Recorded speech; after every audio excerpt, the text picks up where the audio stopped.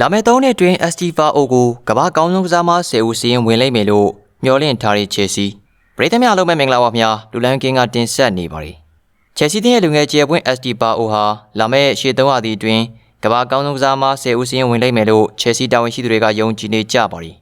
Chelsea တင်းရဲ့လူငယ်ကျယ်ပွင့် Estivao အကြောင်းကြားအတိုင်းစိတ်လှုပ်ရှားမိပါတယ်ဒီလူငယ်လေးကဘောလုံးလောကမှာတကယ်ကိုရောင်တောက်နေတဲ့အနာဂတ်ကျယ်ပွင့်တစ်ယောက်ပါပဲ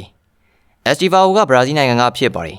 အသက်19နှစ်ပဲရှိသေးပြီးတော့ Chelsea တင်းရဲ့လူငယ်ကစားမတစ်ယောက်ဖြစ်ပါတယ်။သူ့ကိုဘရာဇီးလူရေးစဉ်အသင်းကတောင်မှရွေးချယ်ခဲ့ပြီးပါပြီ။ဒါကသူ့ရဲ့ရည်ချင်းကိုပြောပြနေတာပါ။ Estivao ကဘရာဇီးနိုင်ငံရဲ့စင်းသားရက်ကွက်ကလေးတစ်ခုကနေပေါ်ထွန်းလာတာပါ။ဘရာဇီးဆိုတာကဘောလုံးရည်ချင်းရှင်တွေပေါ်များတဲ့နိုင်ငံဆိုပေမဲ့ Estivao လိုထူးချွန်တဲ့လူငယ်တစ်ယောက်ပေါ်ထွက်လာဖို့ဆိုတာသိပြီးမလွယ်ကူပါဘူး။သူကငယ်စဉ်ကလေးကဘောလုံးကိုချစ်ခဲ့သူလမ်းဘေးကွင်းမြင်တွေမှာကစားခဲ့သူတစ်ဦးဖြစ်ပါတယ်။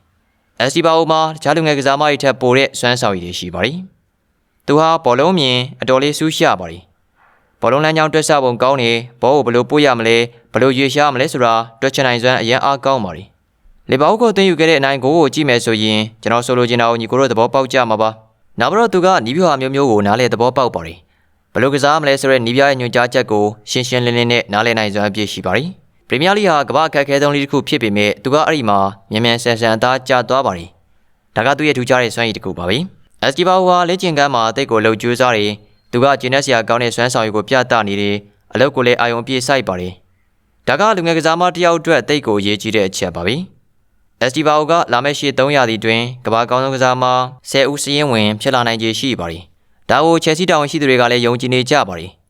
ဒီလိုဖြစ်လာနိုင်မှုအတွက်သူကအခုလိုဆက်ပြီးတိုးတက်နေမယ်ဆိုရင်သူ့ရဲ့စွမ်းရည်ကကမ္ဘာအဆင့်မီလာနိုင်မှာဖြစ်ပါတယ်။ Chelsea တင်းနေနဲ့ပြိုင်ပွဲတွေမှာအောင်မြင်မှုရရှိမယ်ဆိုရင်သူ့ကိုကမ္ဘာပိုပြီးအတိမတ်ပြုလာနိုင်ပါတယ်။ ဘရာဇီးတင်းမှာပိုပြီးရေးပါလာမယ်ဆိုရင်သူ့ရဲ့နာမည်ကကမ္ဘာအဆင့်မှာကြော်ကြားလာနိုင်တယ်။လက်ရှိမှာဆိုရင် Real Madrid အသင်းဘက်ကလည်း Estivao ကိုတိတ်ပြီးနှမျောနေကြတယ်လို့သိရပါတယ်။သူတို့မှာခေါ်ယူခွင့်ရှိပါလျက်နဲ့အယမ်းမခေါ်နိုင်ခဲ့တဲ့အတွက်နောင်တရနေကြတယ်လို့သတင်းရင်းမြစ်တချို့ကဆိုပါတယ်။ဒါက Estivao ရဲ့တန်ဖိုးကိုဖော်ပြနေတာပါ။ Estivao မှာကမ္ဘာကောင်းဆုံးကစားမဖြစ်ဖို့လိုအပ်တဲ့စိတ်ဓာတ်တွေရှိထားပါတယ်။သူကလေ့ကျင့်ရေးတွေမှာတိတ်ကိုကြိုးစားတယ်ဘလောက်ပဲပင်ပန်းအ